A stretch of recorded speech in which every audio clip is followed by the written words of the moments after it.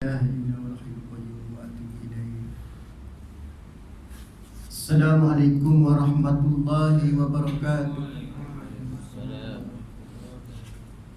Innal hamdalillah nahmaduhu wa nasta'inuhu wa nastaghfiruh wa na'udzu billahi min shururi anfusina wa min sayyiati a'malina. Man yahdihillahu fala mudilla lahu wa man yudlil fala hadiya lahu. Asyhadu an la ilaha illallah wahdahu la syarika lahu wa asyhadu anna Muhammadan abduhu wa rasuluh.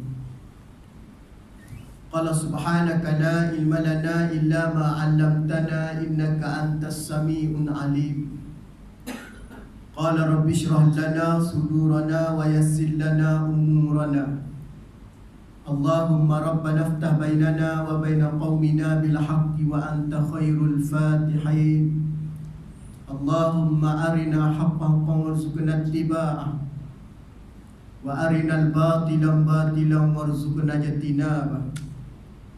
Allahumma salli ala sayidina Muhammadin al-Fatih lima ughliq wal khatimi lima sabaqa nasiril haqqi bil haqqi wal hadi ila siratikal mustaqim wa ala alihi haqqa qadrihi wa miqdarihi al-azim. Amma ba'd. Jadi kasihi tuan pengurusi, seterusnya tuan imam, para jemaah sekalian yang dimulia diberkati oleh Allah Subhanahu wa taala. Sambung pada pengajian kita pada malam ni daripada kitab Al-Adabul Mufrad. Tengok pada hadis yang seterusnya, hadis yang ke-13. Haddatsana Abu Naim qala haddatsana Sufyan an Atha ibn Sa'ib an abihi an Abdullah bin Umar qala jaa rajulun ila Nabi sallallahu alaihi wasallam yubayyi'uhu 'ala al-hijrati wa taraka abawayhi yabkiyani faqala arji' ilaihima wa adhibuma kama abkaitahuma.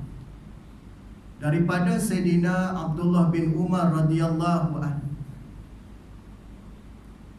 telah berkata seorang lelaki yang datang kepada Nabi sallallahu alaihi wasallam untuk berbai'ah, untuk berhijrah, dan dia telah meninggalkan kedua ibu bapanya di dalam keadaan menangis.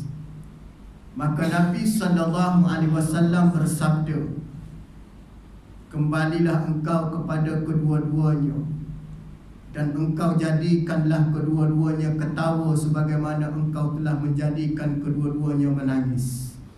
Atau kama qala Nabi sallallahu alaihi wasallam.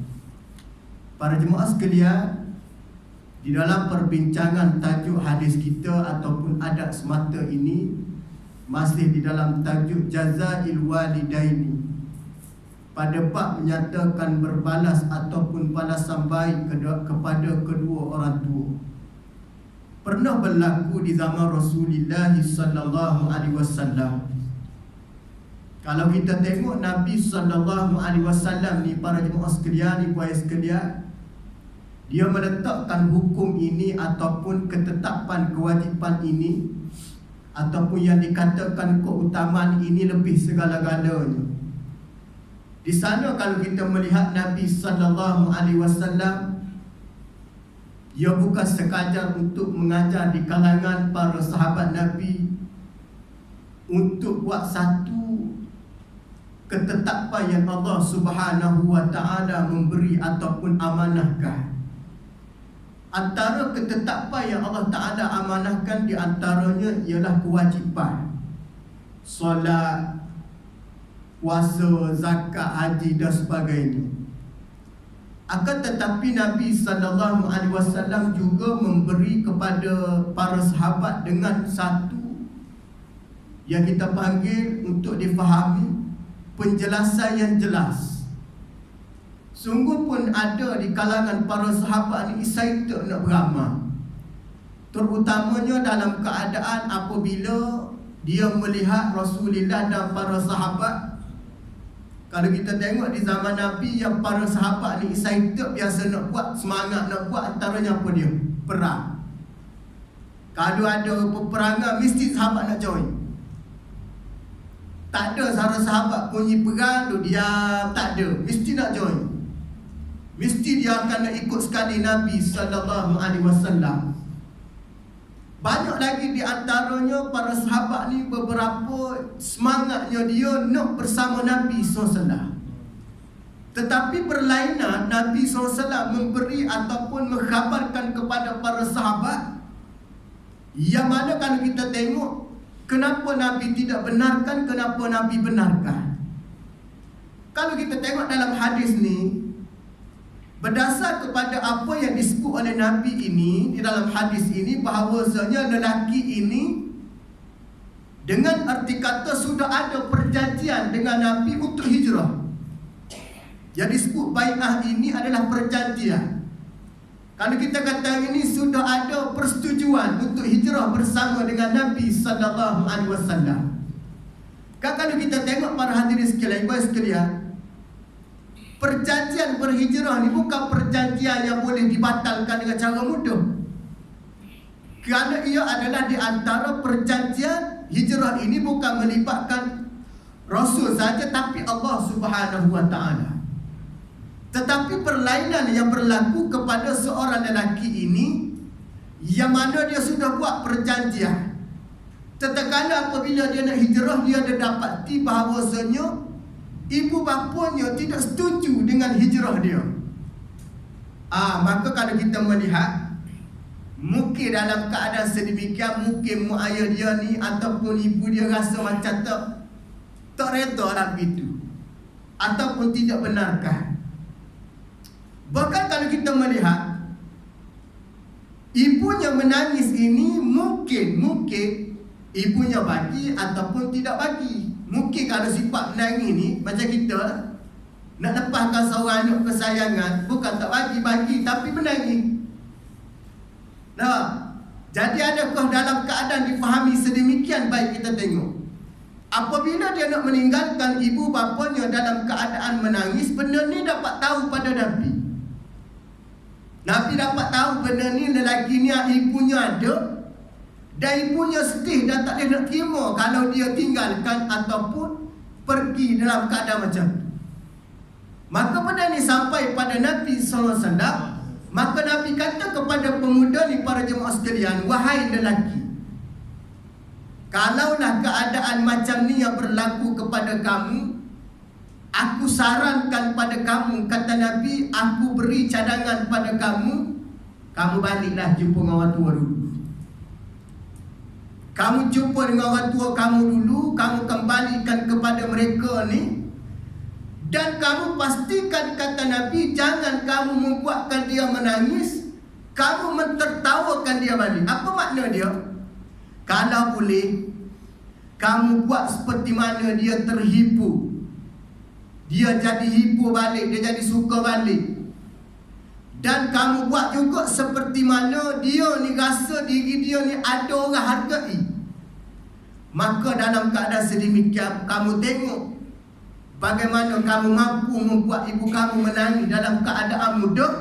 Kata Nabi, aku ajar juga pada kamu, kamu buat juga pada ibu kamu, supaya cepat dia tersenyum dan dia gembira, seperti mana cepatnya dia menangis.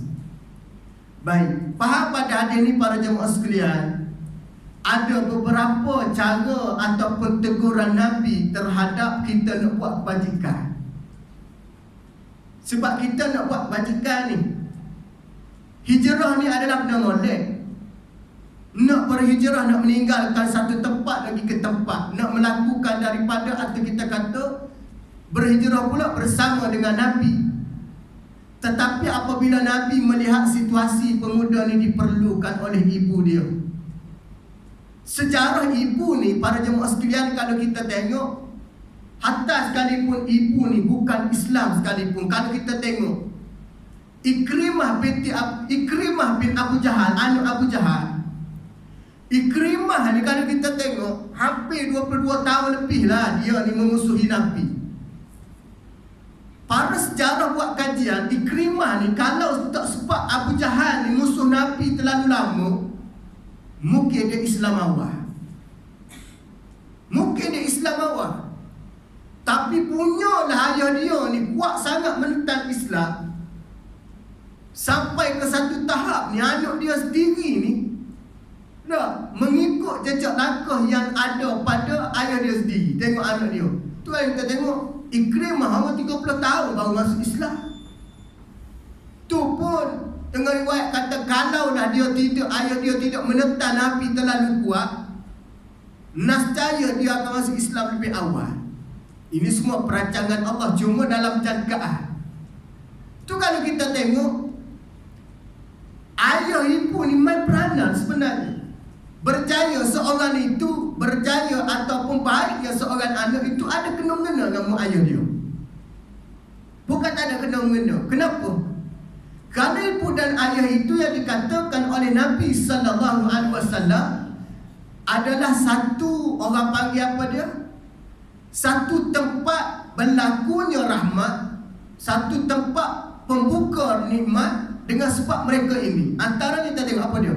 Kerana dia ni ada kelebihan doa. Dia ini ada kelebihan yang Allah Ta'ala beri, tak ada pada orang lain. Tu kalau kita tengok ada beberapa larangan yang kita pernah bincang sebelum ni. Larangan terhadap anak membicarakan dengan pembicaraan yang boleh menyakiti hati dia. Ikrimah ni dia budak baik. Budak baik, dia hormat betul ke ayah dia. Ayah dia kata tentang Nabi, dia dengar. Anak baik. Tapi nak ceritanya apabila sampai masa dia dapat hidayah Islam lah dia. Cuma ayah dia telah tak Islam. Tapi nak cerita apa dia, anak itu perlu hormat. Begitu juga dalam soal ni, Nabi pesan kepada pemuda ni, kamu jagalah mak ayah kamu. Jadi kalau kamu jaga dia, apa yang kamu akan dapat? Kamu akan dapat bukan sekadar pahala kamu berhijrah, seperti mana pahala hijrah ini pahala besar. Bahkan kata Nabi lebih besar lagi pahala kamu mengembirakan ataupun mentertawakan semula ibu kamu. Dengan riwayat ada menyebut berlaku di zaman Nabi, ada para sahabat tidak boleh hijrah kerana jaga ibu, walahai ibunya belum Islam lagi. Kerana kita jangan menganggap semua golongan musyrikin itu yang memusuhi Nabi, ada tidak. Bahkan dalam hijratun Nabi, Abdullah bin Uraiki penunjuk jalan tu ke Islam pun. Nak ceritanya yang bukan totok betul, yang bukan hardcore, tidak menentang Nabi. Bahkan Nabi melayani. Ada yang mereka tak hijrah kerana mereka dipesan oleh Nabi jangan lagi. Kamu mesti jaga dan kamu mesti manfaatkan saki-baki kamu, hidup kamu untuk orang tua. Jadi berkait dengan ini para jemaah sekalian, kita nak hijrah satu tempat ni nak kada benda baik. Adakah termasuk kita tak boleh meninggalkan ibu kita kerana kita nak pergi menuntut ilmu? Mak kita kata tak boleh pergilah, mak ni nanti siapa nak jaga, mak ni sedang sakit dah. Itu situasi berbeza tu. Itu bukan bermakna kita dilarang menuntut ilmu, bukan. Tu kita kena faham betul-betul. Meninggalkan ibu kepada benda hijrah tu kan baik, memang betul. Tetapi tengok macam mana tu. Tapi keberadaan ini hari ni, kita tinggal ibu kita lagi menuntut ilmu, tinggal ibu kita dalam keadaan untuk mencari keutamaan. Yakni yang disebut dengan kefarduan, menuntut ilmu dan sebagainya, mencari nafkah dan sebagainya. Mungkin lelaki ini tak ada adik-beradik. Mungkin lelaki ini tidak ada adik-beradik dan tidak ada saudara yang nak menguruskan ibunya. Itu Nabi tidak membenarkan. Tapi kalau kita hari ini ada adik-beradik, ada orang-orang yang hubungan saudara, jadi kita nak menuntut ilmu, tinggal ibu kita, adakah kita termasuk daripada kita tidak hormat? Sampai ibu kita menangis. Ibu kita menangis bukan arti kata tidak mengizinkan, tetapi dia menangis kerana sedih untuk berpisah sementara waktu. Itu kalau kita tengok, bukan bermakna membuatkan ibu menangis itu dosa secara mutlak, bukan. Ada dosa yang menyebabkan orang tua menangis, ada dosa, ada yang tidak berdosa dengan sebab orang tua menangis. Menangis macam mana berdosa orang tua? Menangis yang menyebabkan ibu terasa dengan cara kita, layanan, cara kita bercakap, cara kita melayani dia. Jadi kalau dengar sebab tu dia menangis, tu kira dosa. Contohnya kita bercakap benda yang dengan dia bercakap apa yang tidak sesuai. Banyak lagi ni kita kata Muk ni selalu buat silap, selalu gorengkan ni hangin. Lain kali pelan api tu dah tahu dah. Muk ni jenis orang panggil apa dia? Jenis lalai ke apa dia panggil. Muk jenis tak ingat ni, jangan buka api luar besar-besar. Menangis orang tua tu, kena minta maaf. Yang jadi orang kita ni, yang jadi amanah orang kita ni pada jemaah sekalian jadi pelik kadang-kadang kan. Kita buat silap dengan orang ni, hatta sekalipun dengan ibu kita, kita jangan minta maaf. Ini satu benda yang perlu kita ambil maklum. Kalau ustaz hari-hari mak saya buat macam tu, jenuh nak minta maaf, kita mahu ada nak minta maaf. Dia sebenar dalam agama ni tak rugi pun kita minta maaf hari-hari. Dia kena ingat dalam agama tak rugi kita minta maaf hari-hari. Seperti mana suami minta maaf dengan isteri, ataupun isteri minta maaf dengan suami. Contoh isteri kata, "Bang, maaf kat saya ya bang." Okey, tak apa, abang maafkan. Pagi tadi pun dah minta maaf dah, nak tidur minta maaf lagi. Itu benarnya Nabi ajar kepada kita supaya kita senantiasa memaafkan orang. Sama juga suami ni kalau boleh minta maaf dengan isteri. Ya abang minta maaf kalau abang banyak apa dia buat silap hari ni. Hilang keegoan ataupun rendah martabat lelaki. Tak ada pun. Nabi senantiasa bercakap dengan isteri Nabi benda yang baik. Bukan dengan erti kata kita downgrade diri kita, tidak. Tapi kita dengan erti kata membuka rahmat Allah supaya dalam keluarga itu yang disebut ada di antara isteri dan suami tadi tolak ansur yang tinggi. Jadi beri peluang pada isteri, mohon maaf. Lepas maya 5 waktu, contoh balik nak pergi surau salam, balik surau salam, tak salah pun. Maknanya ada amalan-amalan yang kita boleh buat. Takkanlah tiba-tiba isteri nak salam, suami kata, semalam dah salam, hari ni salam lagi. Dia benda baik ni, dia tidak ada istilah kita buat berkerapan ataupun meretasani. Banyak yang kedua ketiga yang bukan dikatakan benda tu sia-sia, tidak. Jadi berkait dengan percakapan tadi, apabila ibu menangis maka kira dosa. Cakapan macam mana? Cakapan yang ada musuh ataupun yang menyakiti daripada percakapan kita, benda-benda yang tak molek, maka kira dosa. Ada yang ibu menangis tidak dosa.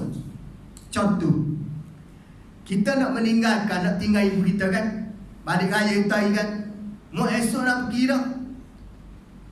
Pasal lusa tak kerja dah. Orang Kelantan kalau boleh dia balik Kelantan, esok kerja hari ni baru dia pergi. Dia kena jam sampai 30 jam tak apa. Sebab semangat dia dengan mak ayah dia, dengan ibu dia kuat sangat. Sungguh. Memang rata-rata dia tak boleh tinggal, menangis tu. Ibu menangis, seumpama tuan-tuan bayangkan, nak tinggal ibu tu macam Allah tak sampai hati nak tinggal dah. Sampai dia kata, "Bang, perlahan kenderaan sikit, saya nak babat." Tengok muka ibu tu, Masya Allah, tabarakallah. Ni sifat anu. Jadi ibu lah menangis. Tiba-tiba ibu menangis tadi, kita kata, kan Nabi pesan, jangan tinggal ibu kamu dalam waktu dia menangis. Kerana apabila dia menangis dengan sebab kamu, maka Allah Subhanahu wa ta'ala tidak reda dengan sifat sedemikian, dengan tangisan tersebut. Nabi macam mana? Ibu kita menangis itu bukan kerana kita buat buat perkara yang tak molek dengan dia. Kerana ibu kita sedih nak berpisah dengan kita. Jadi menangis macam tu, menangis tidak termasuk larangan. Macam kita lah. Tiba-tiba sepenuh ulang tahun perkahwinan kan, laki pun bagilah dia hadiah. Dalam sejarah hidup kahwin dekat 40 tahun tak pernah lelaki bagi hadiah. Tiba-tiba tahun tu dia bagi hadiah.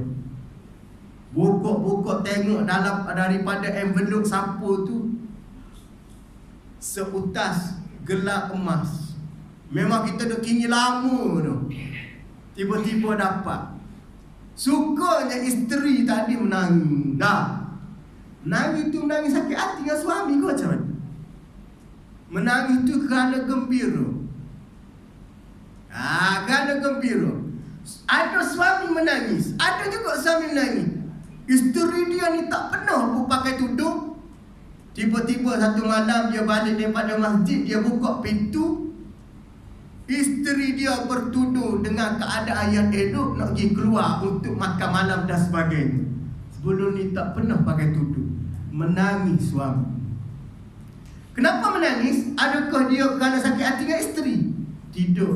Kerana rasa hatinya terhibur dan rasa gembira sangat. Mungkin inilah doa mustajab ataupun doa ibu ayah dia mustajab. Isterinya pakai tudung. Menangis orang lelaki. Walaupun ego lelaki macam mana pun menangis. Nak cerita apa dia? Menangis macam itu bukan dikatakan mengundang ataupun mendapat kemurkaan Allah. Tak salah. Bahkan Nabi suruh kita menangis. Antaranya menyesali dosa-dosa.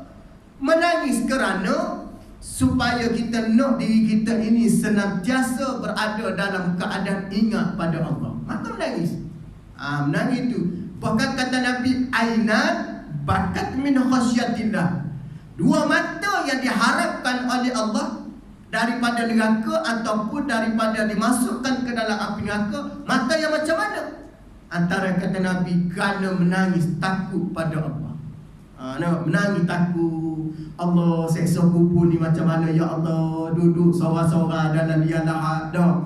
Keluarga datang, lepas tu imam, lepas tanah letak, dia punya penutup liang lahat tu ambil tanah kamu balik duduk sorang-sorang dalam kubur dah. Dengarlah macam mana orang sembang tu dah. Kadang-kadang kita tengok adik keluarga semua datang, kaum kerabat semua datang, adik-beradik datang, harta datang, semua tengok. Kalau kereta besar naik kereta adik keluarga pergi ke tanah kubur. Lepas tu mereka pun balik lah. Balik tinggal kita sorang-sorang. Allah, duduk sorang-sorang dalam liang lahat. Siapa teman kita? Agak-agak lah siapa teman kita. Maka kita ingat balik menangis.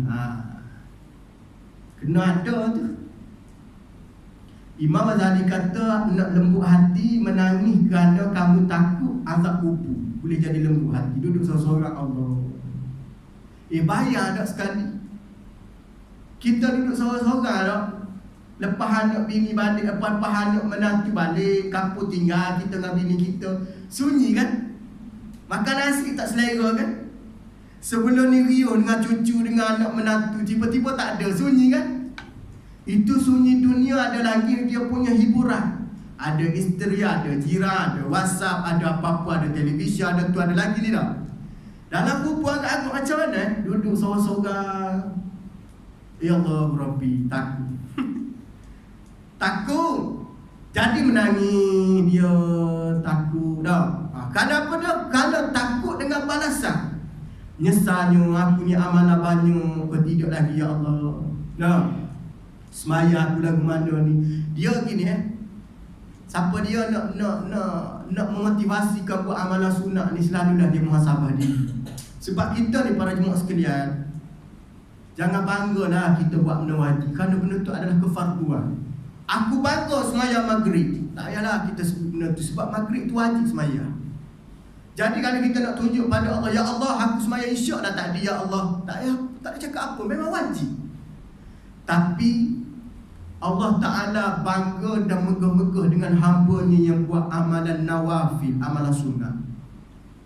Antara hadis kursi ada menyebutkan Allah Ta'ala bermegah-megah dengan hamba-Nya. Di antara yang hamba macam mana? Yang bangun tengah malam, di saat orang lain sedang tidur, dia bangun beribadah. Allah Ta'ala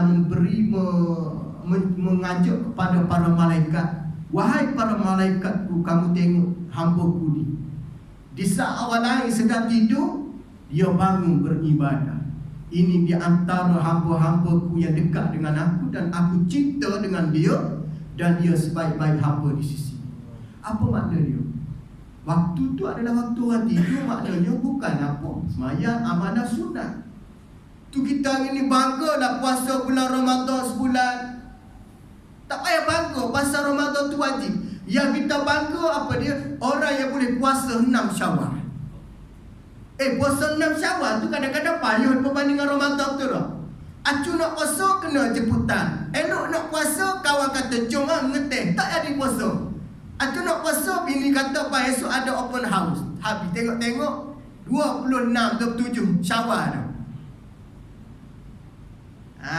Dah. Betul tak? Memang benda sunat ni memang payah nak buat. Tu besar ganjaran dia. Tak pelik kena wajib. Boleh semayang isyak, boleh semayang subuh. Cuma yang jadi pelik apabila orang tak semayang.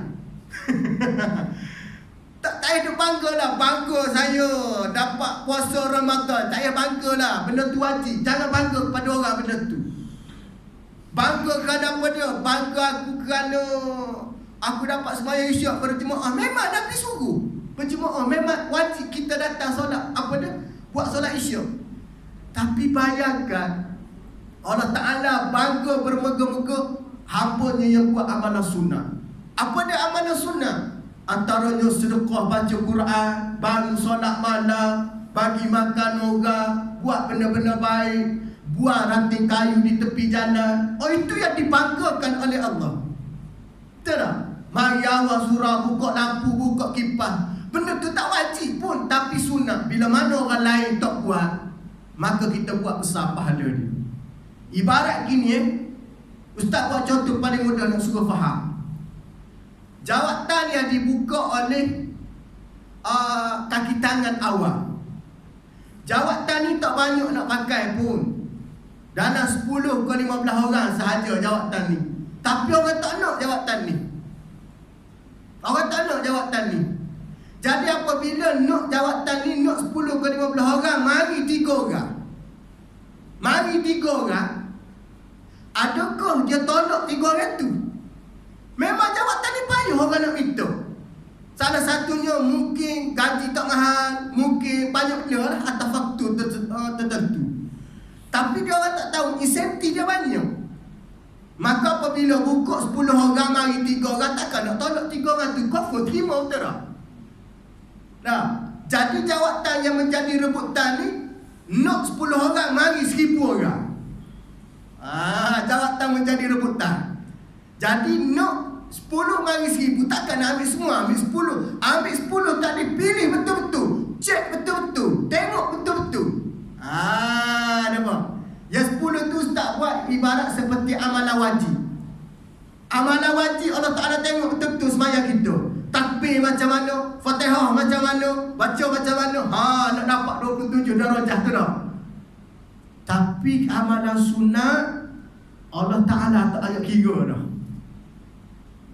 Tu kalau kita tengok amalan sunat ni tak ada banyak komplain, tak ada banyak dia punya kerenah dia sangat. Sehingga kan malas semayang belah duduk pun boleh sunat. Dah. Semayang wajib tak boleh kita semayang belah duduk kalau kita mampu berdiri lah. Semayang sunat pun nak suruh nak katanya dibolehkan cara duduk. Pasal apa dia? Itu pun orang tak boleh buat lagi. Sampai dia nak sangat orang buat ni. Nak cerita apa dia? Nak ceritanya amalan sunat ni sebenarnya benda payah nak buat berbanding wajib. Sungguh qabliyah, ba'diyah, kafik fardu, solat sunat awabi. Nak cerita tahajud Tuhan tu jauh dah. Orang boleh sembahyang zuhur, asar, maghrib, isyak, belum tentu orang boleh sembahyang tahajud. Itu besar pahala. Orang boleh dalam keadaan solat, tapi bukan semua boleh zikir. Semua bukan semua boleh. Ada orang tu dia boleh ibadah, boleh, tapi zikir kurang. Ada seorang kan yang kuat zikir, dia banyak istighfar, astaghfirullahalazim, astaghfirullahalazim. Orang nak, tuan-tuan, ibu sekalian, nak Allah Ta'ala tunaikan segala permintaan kita, banyakkan istighfar. Pernah berlaku kepada si pembuat roti. Satu ketika Dia ni amalan dia zikir. Subhanallah. Kuat sangat dia berzikir. Memang disabit dengan zikir ni, kita beristighfar, astaghfirullahalazim, nampak istighfar, zikir, istighfar banyak kadang bukan sekadar diampunkan dosa. Apabila dosa kita diampun, segala permohonan akan dikabul. Itu kena ingat. Hari ni kita ni doa kita tak dikabul kerana banyak dosa. Buat roti ni istighfar kuat. Satu cerita berlaku kepada Imam Ahmad bin Hanbal satu ketika. Imam Ahmad bin Hanbal ni orang yang jenis low profile. Dia musafir, dia nak berhenti semayang satu tempat kan. Kita kata hari ni masjid kan. Kebetulan orang masjid kata tak boleh semayang, tak boleh tumpah, nak tumpah tidur. Lepas beribadah nak tumpah tidur dah. Mungkin esok nak musafir lagi. Kata penjaga masjid, kalau kita kata hari ni siap lah. Saya kata tak boleh tidur masjid ni. Imam Ahmad ni tak banyak kata, dia pun keluar. Penjaga masjid ni memang tak tahu tu ulama besar. Dia keluar lah. Tiba-tiba keluar Imam Ahmad di luar, dia jumpa dengan seorang pemuda, dengan seorang lelaki. Lelaki ni jumpa dengan dia, kata, "Wahai pemuda, kamu nak pergi mana ni?" "Aku nak tempat tidur di masjid, tapi masjid tidak dibenarkan." Sembah dia kata, "Kamu daripada mana?" "Aku ni balik daripada buat roti, balik daripada uli roti dan sebagainya. Jadi kalau tidak keberatan, aku mengajak engkau tumpah di rumah aku sebelum kamu pergi ke seterusnya." Maka lelaki tersebut mengajak Imam Ahmad bin Hanbal balik rumah dia, rehat lah. Bayangkan tuan-tuan sekalian, masa dia duk muli roti tu, dia banyak astaghfirullahalazim. Imam Ahmad pun tengok, dia kata, buat betul dia ni duk ucap istighfar, astaghfirullah. Lepas pada tu Imam Ahmad bin Hanbal tanya dia, "Wahai lelaki, kenapa kamu kuat sangat mengucapkan astaghfirullahalazim?" Apa jawab lelaki tu? "Sesungguhnya semenjak aku amalkan istighfar ni, segala dipermudahkan. Segala dipermudahkan. Cuma satu benda je Allah Ta'ala tak kabulkan aku lagi. Yang lain semua ada dah. Nak cerita pasal rezeki Allah Ta'ala bagi dah. Tenang dah. Cuma satu aku tak dapat lagi." Imam Ahmad bin Hanbal tanya, "Apa yang kamu tak dapat lagi?" "Aku nak jumpa dengan seorang wali dan orang yang hebat, ataupun yang dikatakan ulama yang hebat. Nama dia adalah Imam Ahmad bin Hanbal." Aku nak jumpa dengan dia, Allah Ta'ala tak kabulkan lagi. Yang lain tu semua dah. Kalau kata nak kahwin seorang lagi, aku dah kahwin dah. Kalau kata lah. Kalau kata nak rumah, boleh rumah dah. Bukan setakat boleh rumah semedi banglo pun aku boleh dah. Kereta pun boleh dah. Satu benda je aku tak dapat lagi. Apa dia? Nak jumpa dengan ulama besar. Ada apa? Lepas daripada tu, reaksi Imam Ahmad bin Hanbal kepada si pembuat roti itu senyum. Apa dia kata? "Sesungguhnya Allah Subhanahu wa Ta'ala sebaik-baik perancangan. Kita bertemu pada hari ini adalah dengan perancangan Allah." Nampak? Maka di sana sebaik-baik perancangan dan sebaik-baik pertemuan, kata Imam bin Hanbal kepada seorang lelaki tersebut. Lelaki itu terkejut. Inikah Imam Ahmad bin Hanbal? Tu dia perlu nak cerita apa dia? Amal istighfar. Amal lah benda ni. Susah ke senang ke, payah ke macam mana, amal lah benda ni. Dia kadang-kadang nak amal zikir, minta zikir dengan ustaz pelik-pelik zikir pun ada hari ni dah.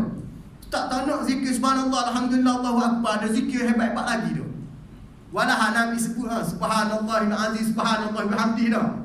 Tak nak amal zikir tu. Berat pada apa dia, sebutan yang ringan, berat naja timbangan. Tak nak zikir hebat. Zikir apa lagi? Yang tu sabit bagi Nabi dah. Tak nak lah kita ni nak zikir pelik. Kalau kita dengar tu rasa, hebat zikir dia ni. Dia amalan ni jangan buat pelik kadang-kadang. Dia pelik tu kadang-kadang jadi benda pelik dah. Amal zikir biasa. Apa? Buat roti amal istighfar, astaghfirullahalazim, astaghfirullahalazim. Dia boleh jumpa. Tu kalau kita hari ni duduk zaman kekanutan, akhir zaman ni banyak dah kita istighfar. Dia tu kalau kita tengok istighfar ni bukan bermakna dosa. Aisyah kan pernah sebut, Rasulullah satu hari ni beristighfar sebanyak 100 kali. Tengah riwayat kata 70 kali. Kenapa Nabi memperbanyakkan istighfar? Bukan bermakna dengan arti kata Nabi ni dosa, tidak. Kerana Nabi nak membuktikan bahawasanya keampunan Allah ni kita kena selalu minta. Tu kalau kita tengok tidak ada sebenar-benar bulan keampunan melainkan bulan Ramadan. Kita banyak doa istighfar banyak kan kita di bulan Ramadan mohon keampunan. Innaka afuwun karimun tuhibbul afwa fa'fu anna, kita doa dah. Ni masuk pada bulan ni payahlah kita nak minta keampunan. Tu jadi kerugian lah kita, di antaranya kita menabaikan. Tu berkait dengan perbincangan bagaimana benda yang mana terkadang mesti difahami yang lebih utama. Tu kalau kita mengaji dalam kitab Fiqh Aulawiyat kalangan Dr. Yusuf Al-Qardawi yang ditulis oleh beliau, antara yang beliau kebimbangan beliau terhadap umat akhir zaman yang tidak mengetahui perkara aulawiyah. Di dalam perbincangan dalam kitab kita, aulawiyah ini bagaimana redha muayyah itu lebih utama. Baik di sudut kebahagiaan rumah tangga hari ni dah, masalah rumah tangga tak selesai. Ada satu benda, orang yang mengaku dirinya Allah wa Rasul, Allah dan Rasul, tapi silap satu je. Kenapa dia tidak mengambil ibu dan ayah sebagai nasihat? Dia ambil orang lain yang tak tahu guna, tak tahu pakai apa. Bagus. Pergi dengar pandangan ustaz bagus, bukan tak bagus. Tapi jangan ketepikan pandangan mak ayah kita. Tu kita ni, ustaz sendiri bukan orang tanya, ustaz macam mana calon isteri saya nak pilih. Kita cerita gini-gini. Tapi ada tapi. Minta tuan, mak ayah restu dah tengok. Kalau mak ayah saya restu tengok sampai sudah tak restu. Ada jenis macam tu. Jangan. Mungkin mak kita tak restu tu ada benda. Mungkin ayah kita tak restu ada benda. Ada benda apa ustaz? Memang dia orang memang tak setuju daripada dulu lagi. Tu kita kena faham. Dia pergi kahwin dengan kata ustaz. Terkadang ustaz itu berkata dalam sudut secara umum. Faham tak? Secara umum kita tak faham situasi macam mana ibu dan ayah kita tengok. Memang mak ayah kita tengok dah budak ni. Memang budak ni gini. Baru dia punya tidak menepati seperti mana kehendak. Jadi ambil pandangan mereka, jangan ketepikan. Kerana nak bahagia mesti daripada mereka, nak reda mesti daripada mereka. Tu dia pun kopi ayat. Saya tipu ustaz ni kata ambil je walaupun mak saya tak setuju. Tak boleh. Kena hormat dengan orang tua. Jangan hormat ustaz ni saja, hormat orang tua itu lebih wajib. Tu ustaz sebut tadi, aulawiyah. Ustaz ni sebagai guru mengajar, mungkin masa tua ataupun masa belajar. Tapi ibu ni bukan sekadar guru mengajar. Ibu ni melahir, membesar, memberi pendidikan. Ayah ni bukan sekadar jadi ayah bin pada ayah. Ayah cari rezeki, ayah doa dan ayah segala ni. Betul tak? Itu nak kata hari ni, jangan tinggalkan yang utama. Apa dia? Ibu dan ayah. Apa-apa bincang dengan dia. Wa imma buruk sekalipun di waktu tu, mungkin ada kebaikan selepas pada tu. Ramai berlaku. Ustaz bukan nak cerita lain, kawan-kawan sendiri. Betul. Masa dia buat keputusan tu, dia tak setuju pun. Ayah dia kata apa, mak dia kata macam mana? Dengar kata mak, insya-Allah suatu hari nanti kamu bahagia. Kamu bahagia. Kamu ambil lah dia ni, kamu bahagia. Tak boleh terima ustaz nak telan tu, masya-Allah tak boleh terima. Sampaikan dia tak pernah tidur dengan isteri dia sampai seminggu pada malam-malam kahwin mula-mula. Tak tidur. Protes, tak boleh terima. Pasal pilihan lain nak orang lain. Bayangkan ibu sekalian, sampai satu masa doa ibu waktu tu sampai waktu klimaks dia, sampai dah doa dah pada kedudukan dia. Dia kata macam mana? Ini mungkin berkat doa ibu dia. Hati dia jadi lapang. Dia tengok isteri dia ni, Allahu Rabbi, walaupun muka tak comel sangat, tapi perangai dia Masya Allah. Pernah satu ketika drama itu mungkin lakonan semula yang dibuat, nak pergi kerja hidangkan air, pernah dia fikir dia tak layan isteri dia. Hidang atas meja, tak minum pun. Buat satu cerita, dia mari teringat Ada orang susah dah minta air. Minta air masuk restoran dah. Biasanya orang yang kurang nombor lah, orang tak ada akal, orang gila dah. Bukan semua orang bagi air. Kerana bagi orang, air tu dengan ada nilai. Tambah-tambah Nescafe tarik RM2.5, RM3. Nak bagi kita sorry lah, tidak. Mungkin tap on boleh bagilah. Jadi dia fikir, aku ada orang yang nak beri, nak jaga kebajikan aku tak hargai. Sedangkan di luar sana ada orang yang susah, mereka tidak layan dan tidak dihargai. Itu Allah Ta'ala sebut di dalam Al-Quran. Apa guna aku jadi kamu akal, kamu tak nak berfikir. Afala taqilu, afala yaqilu. Dia lantas daripada tidak fikir.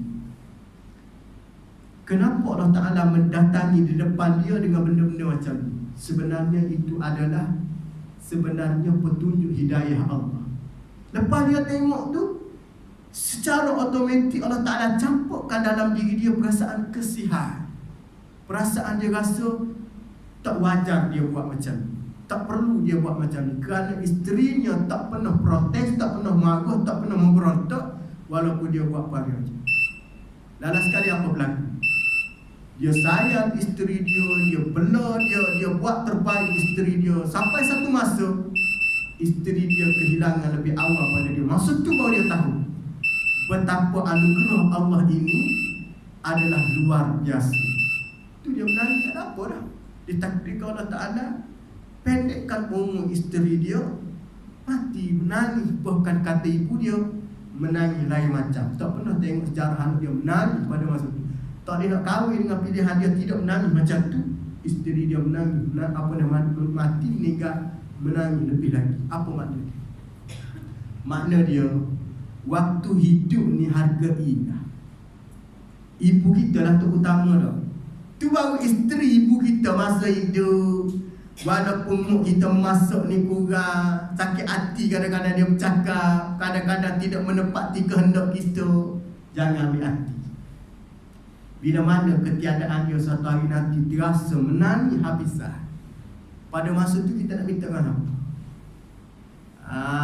Tu tak buat contoh tadi tu lah. Orang lelaki yang ego hidup dia tak boleh terima. Dalam sekali pilihan ibu, memang ibu dia kata betul. Apa yang ibu pilih, ayah pilih, itu adalah yang benar. Tak ada muk nak jadi anak tak baik, betul tak? Sehingga bagaimana para jemaah sekalian, memang budak dia tak molek, tapi tu pilihan boleh jadi baik. Kenapa? Doa. Kita doa, kita tak boleh nak cela, mak ayah tak boleh cela. Jadi doa. Tu kalau kita ni apabila bersyukur pada Allah, banyak-banyakkan bersyukur, banyak-banyakkan buat sujud syukur, banyak-banyakkan doa. Kita nak kepada seorang ni, nak suatu benda, tiba-tiba mak ayah kita reda, restu. Walaupun kita tahu benda ni terselindung di sebalik tu ada benda tak boleh. Tiba-tiba mak ayah kita kata tak apalah, mak ayah restu. Pada masa tu banyaklah bersyukur. Jangan lupa buat baik pada mak ayah. Jangan dah dapat satu projek tu tinggal mak ayah, dah dapat satu kekayaan tinggal mak ayah, jangan. Mungkin ada satu projek tu ada unsur-unsur tak apa boleh, tapi mak ayah kita kata tak apalah, kau ambil je, mak ayah doa. Mak ayah kita tak tahu asal usul dia. Jangan lupa buat baik. Yang kedua, jangan lupa kita melakukan amalan kebajikan, sedekah dan sebagainya. Itu di antara penjemput rahmat. Bagaimana diajar oleh Nabi kepada lelaki ni, kamu baliklah jaga mak ayah kamu, sehingga bagaimana kata Nabi SAW, aku tidak benarkan di antaranya kamu menyebabkan ibu kamu menangis dan sedih, walhal kamu rasa gembira dengan sebab hijrah bersama dengan aku. Itu kalau kita tengok, bukan bermakna hijrah dengan Nabi, Nabi membenarkan satu persatu, tapi Nabi melihat. Sehingga ke setengah riwayat ada menyebut, Nabi tanya juga para sahabat, bagaimana hubungan ibu dan ayah dia dengan dia. Ada setengah riwayat ada menceritakan ada seorang sahabat Nabi, ibu dan ayah dia ni dalam keadaan ketenatan, penat sangat, kesakitan dan sebagainya. Kata Nabi, tangguh dulu kamu untuk mengikuti medan perang. Sesungguhnya peperangan ini tidak berlaku dengan keadaan kamu tidak bersiap sedia. Jadi kalau kita tengok, memang tak sedia lah ibu dalam keadaan macam tu dah. Maka Nabi tidak membenarkan. Sehingga setengah riwayat ada mengatakan Nabi SAW mengajak para sahabat tersebut, lebih besar ganjaran bagi kamu buat baik ataupun berkhidmat dengan mak ayah kamu berbanding kamu hijrah dan berperang. Apa makna dia?